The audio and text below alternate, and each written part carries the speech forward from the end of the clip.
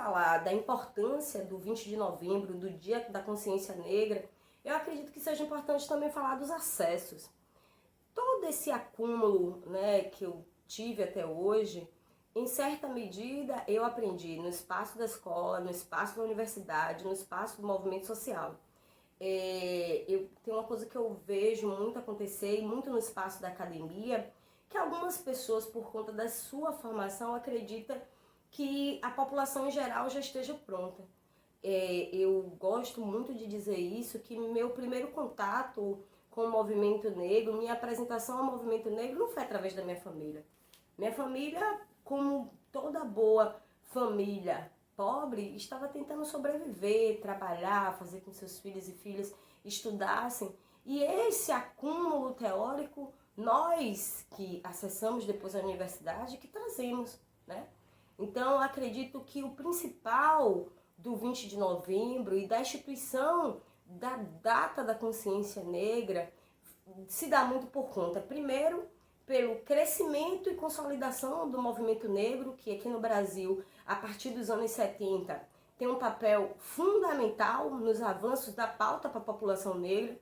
Se não fosse o movimento negro, se não fosse dentro do espaço do movimento estudantil, eu hoje talvez não fosse essa mulher militante, ativista social, né? Então acho que é muito importante a gente falar dos movimentos sociais e da importância para a população como um todo pautar a cidadania. E aí acabamos de sair de um processo eleitoral, e algo que me chama muita atenção e que foi um processo na minha infância, que assim, tem um conjunto de políticos e políticas, hoje demagogos, os que não têm compromisso, que a gente sabe que ainda existe um conjunto de políticos e políticas que têm propósito, mas tem muita gente que utiliza desse espaço de poder para simplesmente praticar corrupção e sobreviver em cima da miséria do povo, né? Comprando o voto.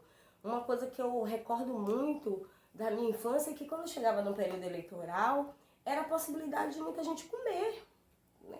Porque quem tem fome tem pressa, e a fome a gente precisa matar na hora. Então, eu bato isso muito na tecla, porque eu acredito que seja uma tarefa fundamental para o movimento social voltar às suas bases, né? Mano Brown, outro dia, fez essa cobrança, e a gente precisa continuar falando isso. Eu tive a infelicidade da minha infância ter um contato com a associação de bairro, que era uma associação de bairro de fachada. Só era um espaço para que um político que vem há anos sobrevivendo a partir da miséria das periferias de Salvador fosse lá, pegasse o número do título das pessoas e depois ainda ficasse procurando uma perseguição àqueles e aquelas que não votavam, né? Porque essas pessoas, inclusive, se acham no direito de reter o título eleitoral das pessoas. Isso é uma denúncia muito séria, e isso permanece até hoje, porque muitas pessoas acreditavam que com a entrada do voto eletrônico que isso diminuiria, mas as formas de você aliciar o povo, elas se aperfeiçoam, né? E essa questão da cesta básica, que aparece na periferia de 4 em 4 anos, ela é sintomática, porque aparece a cesta básica, mas depois não aparece a educação de qualidade, não aparece o livro, não aparece o acesso à saúde, para que essa população continue à mercê dessas mazelas. Se a gente percebe cidades que apostaram no seu desenvolvimento como um todo, e que é muito ruim às vezes, né? Que o pessoal diz assim, mas vocês ficam muito olhando para fora, mas a gente tem que olhar para os bons exemplos. A gente tem na Europa, Holanda, Alemanha, França, Espanha, uma social-democracia, né? Onde minimamente alguns direitos são garantidos. Apesar de que, né, que eu também não gosto muito de fazer figura pro povo lá de fora, porque continuamos tendo aqui no Brasil o melhor sistema, que é o Sistema Único de Saúde. Então precisamos defender o SUS. E aí você diz assim, poxa, Jússi, mas quando você fala assim parece contraditório. Mas, voltando ao que é central, nós precisamos cada vez mais pautar a cidadania. E quem está à mercê são principalmente os bairros periféricos. Por isso que eu tenho tido esse olhar especial para Itapuã.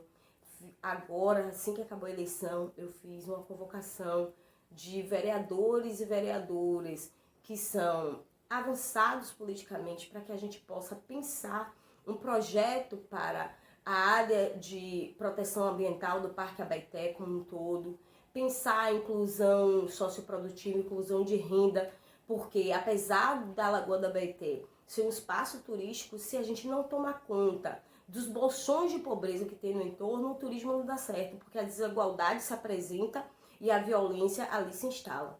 Então, você que gosta do assunto, você que gosta de debater cidadania, estou lhe fazendo um convite também, venha somar a turma que está aí na luta pela defesa do meio ambiente, né? Que a gente está aqui nessa terra, nesse aie, a passeio, e a gente precisa preservar para as gerações futuras que estão por vir. E o Dia da Consciência Negra, o 20 de novembro, o Novembro Negro agora, porque as pautas elas são tão intensas que o 20 de novembro em si não coube mais.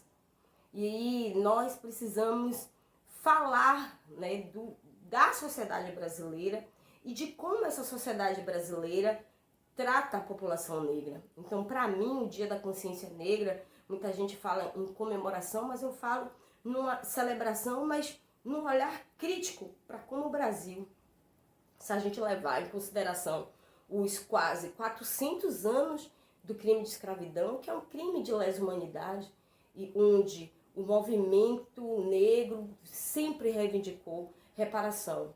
Muitas pessoas não sabem do dado que o ministro da Fazenda, à época, quando se começaram as cobranças, ele queimou todos os documentos que provavam o crime de escravidão, inclusive para dificultar a identificação dessa origem de um conjunto de pessoas, né? Reis, rainhas, príncipes, princesas, guerreiros, ferreiros, artesãos, pessoas que vieram para o Brasil. E o que a história dos vencedores não contam, que os degredados que vieram para cá, os portugueses que a coroa não queria lá, que vieram para cá, que eram os ladrões, os malfeitores, mas essa origem aí ninguém conta.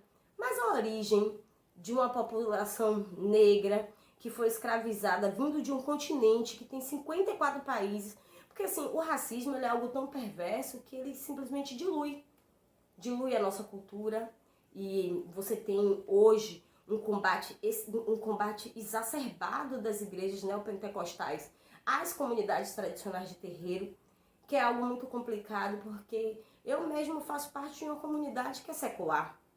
Nesse espaço de terreiro, onde se pôde não só se professar a fé, mas antes de mais nada, se falar a língua, né? A língua matriz, porque quando o dominador vem, a primeira coisa que ele destrói é a cultura e a religião para poder dominar. Mas a população negra foi tão resistente que no primeiro momento se começou a se construir coletivamente nesses espaços religiosos para poder cultuar, mas também para poder trabalhar dos espaços religiosos que surgem as baianas de Acarajé, porque elas têm a sua divindade, que é Yansan.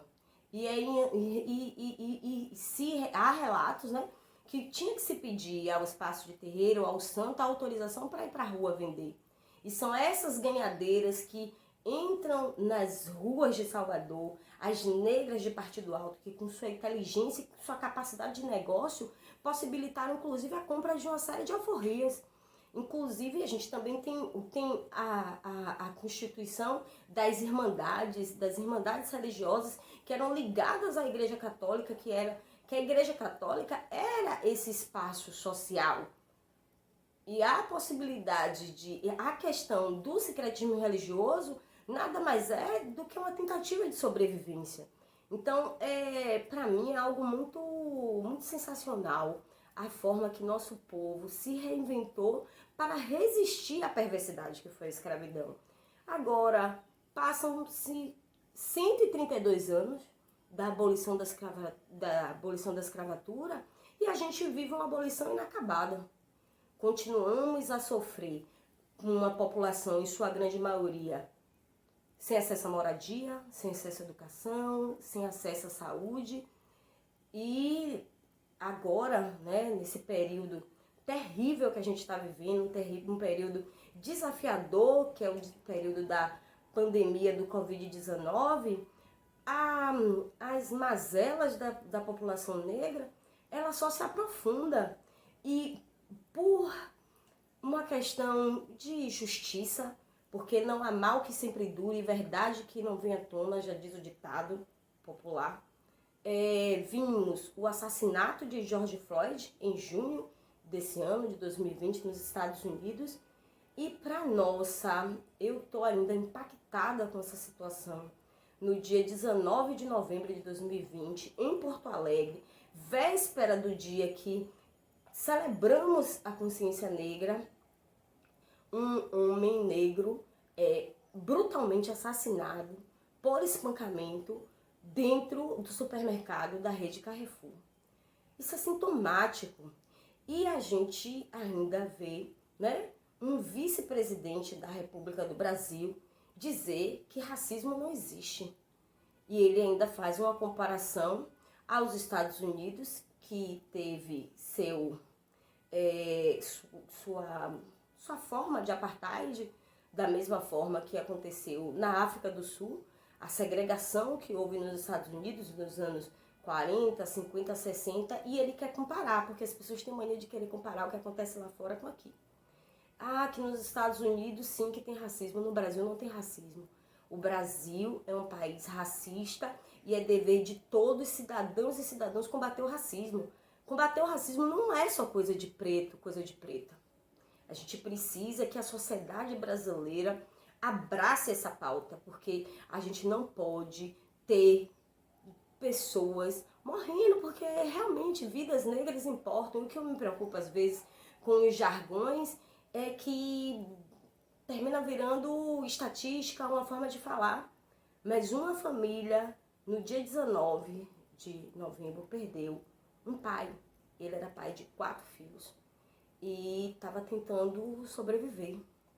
Então, assim, é lamentável que a gente, nesse 20 de novembro, tenha que, mais uma vez, gritar por justiça. Queremos que as universidades estejam mais cheias de pretos e pretas.